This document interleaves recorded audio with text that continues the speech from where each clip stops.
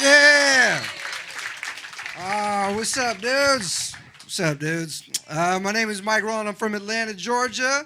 I've been up in New York it's been about a year now. It's been cool. It's just making me very aware of how southern my family actually is. Because I'm from Atlanta, but my dad's from rural Georgia, okay? Very southern dude. Like, my dad's so southern, he believes in God and aliens at the same time. It's not mutually exclusive for him. He's just scared of the sky. You know what I mean? When I was growing up, he used to tuck me into bed at night. He'd be like, all right, buddy, say your prayers. You already know Jesus saves, and the truth is out there. Put that tinfoil hat on and say your prayers. Growing up, he used to hit me with the belt. You know, he's an old school southern dude. You get beat with the belt. If your parents beat you growing up, you know they like to justify with how bad their parents beat them. That's their thing. So my dad used to say stuff like, you're lucky you're just getting a belt, okay? Your grandma used to make me go outside, cut a switch, and she'd whip it across my bare ass until it bled. And her mom used to make her get a pistol, revolver, load one bullet in it, spin it, point it at her foot, pull the trigger, and if it didn't go off, she got choked out. So, you're doing pretty good, buddy, okay?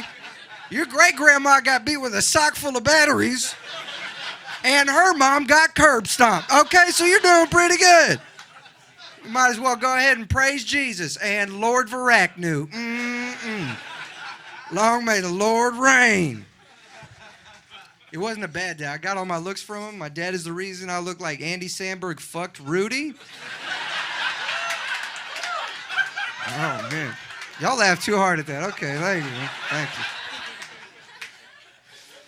It's weird. When I was growing up, I was very undersized. I was an undersized kid. When I started high school, I was 4'11" and 165 pounds. I'm currently this height and 165 pounds. So it was like somebody just sat on me. I was just a little fat kid. And my height was such an issue for so long, my parents took me to see a doctor. I went to see an endocrinologist, and he examined my skeleton. He came to me and my mom, and he was like, yes, you have the bones of a person 2 years younger than you. Are they my bones? What the fuck are you talking about? He didn't really explain it, so I like to imagine I was an experiment in the same lab that made Wolverine, because they're not all going to be winners. They can't all be winners. So it's just a skeleton scientist like, yeah, so this is Wolverine. We gave him bones of adamantium, and this is Mike. We gave him the bones of a slightly younger boy. Pretty hilarious. When he drives a car, people are going to freak the fuck out. So, boy, he serves a purpose. I didn't go through puberty till I was 16. That was wild, man. I was so scared my dick was going to be like forever small because it just wasn't growing at the right rate.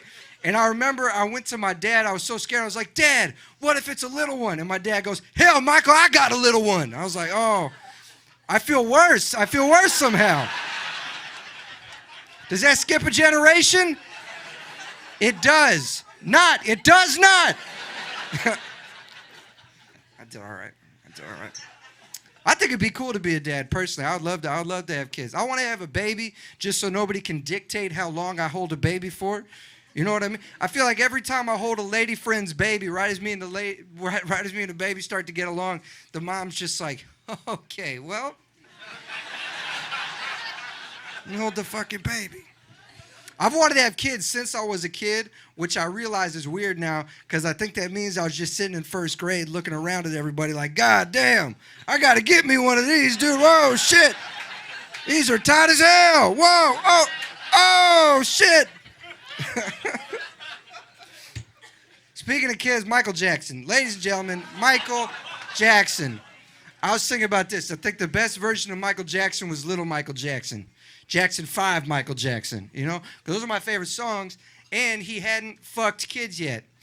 And if he did fuck kids at the time, people would have just been like, yo, Little Michael fucks, bro. This kid is tearing them down left and right.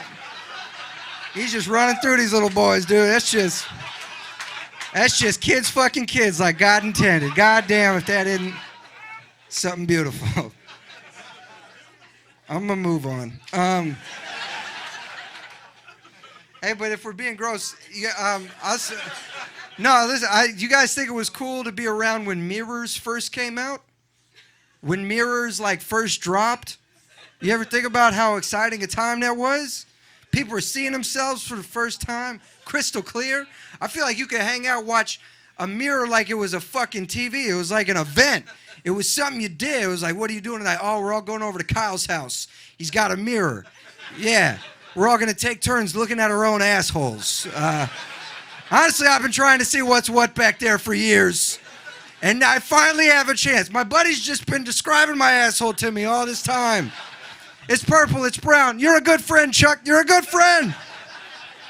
Keep trying to look at my asshole in the pond to keep falling in. Now we got these vertical ponds. I can really see what's what back there. I'm going to move on. We got it out. I think the person I miss most from back home is my grandma, for sure. We were hanging out a lot before I left. If you still got your grandparents in your life, hang out with them, okay? It doesn't have to be weird. It doesn't have to be boring. Me and my grandma used to get high as shit on her pain pills, go get pedicures. Woo! Woo! That's a great time. Woo! It's a great time. We used to do this thing every week, too, where we'd eat dinner together at her nursing home, and I loved it because it wasn't just me and my grandma.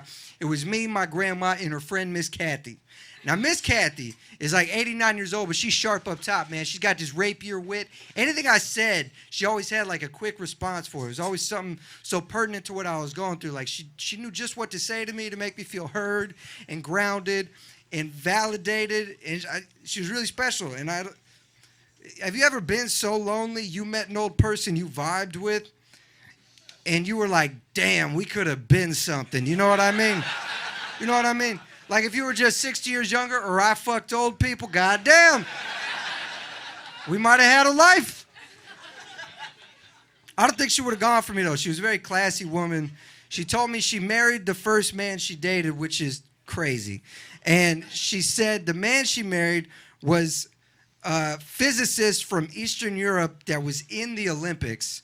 She told me that. I was like, okay, sounds like you're fucking lying to me right now. But it was real. And for their first date, they went on a hike of Stone Mountain, which is just this big rock back in Georgia. And she came back from the date, went to her mom, said, Mama, if that man meant everything he said, I'm going to marry him. And he did. And him and Miss Kathy got married. They had 2 kids, beautiful kids. It's a beautiful story. It's like a fairy tale, right? My grandma is a little less classy. I was talking to my grandma same day. I was like, Grandma, what was it like being a young lady growing up in Georgia? And she said, word for word, she said, Michael, when I was 18, all the boys came back for more, and we had a good time. What the hell? It's a very specific answer to a very broad question. You notice how broad the question I asked was?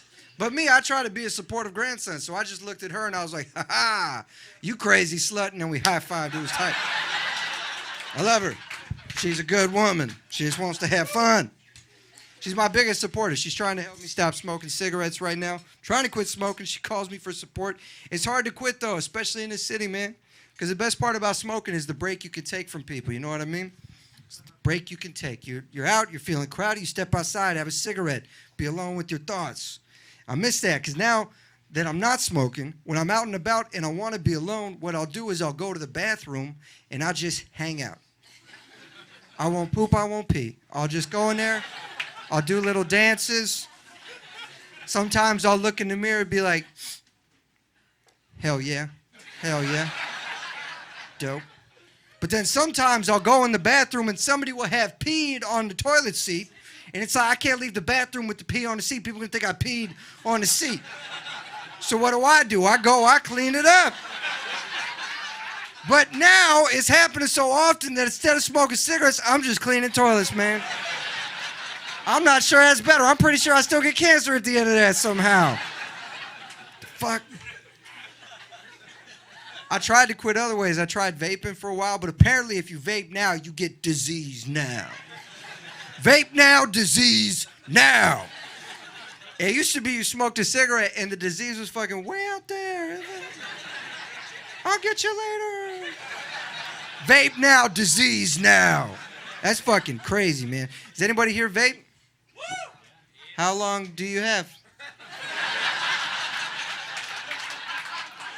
Did you come out for one last laugh tonight, sir? You're so brave. This man's dying. So it was a myth. Everybody thought the vapes were more healthy, and they're not more healthy. There's a lot of like myths and tricks around cigarettes. I mean, people used to smoke all the time. Used to be fucking everywhere. I got a buddy that's older. He's like 50, and he genuinely believes this. He believes if you're a woman and you're a heavy smoker and you get pregnant, you're supposed to keep smoking because if you stop, it could be too much of a strain on the fetus. That sounds like something a smoker made up, doesn't it? Just like, oh yeah, you don't want to shock the baby. Nah. You don't want to get him too worked up in there. And hey, when the baby falls out your pussy, shake him up. Show him who's boss. I'm a pretty good mom. It's bullshit. I tried dipping for a while. I mean, that was how I started tobacco, is I would dip. And so I tried to get back to that just to like save my lungs. Y'all know what dip is?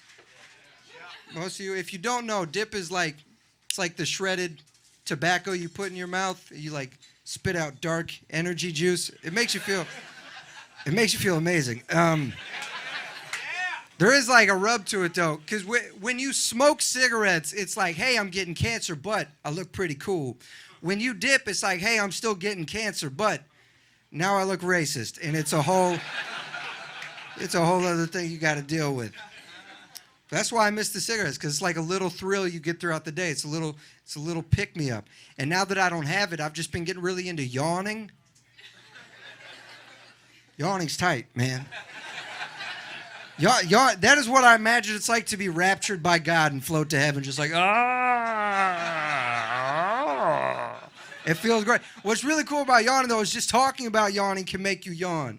Thinking about yawning can make you yawn. Seeing somebody else yawning can make you yawn. That makes life exciting. You don't know where it's coming from. Like if I'm walking down the street and I see a dude yawn, I'm like, oh shit, okay, well, all right, that's what we're doing. Whoa, hey, where's it coming from? When's it gonna get here? Is it even gonna? Whoop! Thank you, dude. I love yawning. I love sneezing. Oh, sneezing. Does anybody else get hype as fuck when they sneeze? Every time I sneeze, I want to crack my neck and shadow box. It's invigorating. But what's really good, what's really amazing is sneezing in public. Oh, God, sneezing in public. What else can you do in life where you just yell? And then everybody blesses you. What the fuck? Huh? I don't know why we do it, but it seems very valuable for our sanity as people. Because as people, we get so pent up and so tense in life. But you could just go out in public and be like, ah! And everybody's like, hey, it's going to be okay. God's got you, buddy. Jesus walks. Stay up. You need that. You need that for your mental clarity. If you're out in public and you got to sneeze, let it out, okay? Don't hold it in. Cover up, but let it out. Don't hold it in. I'm convinced every serial killer is just one of these people that held in all their sneezes like...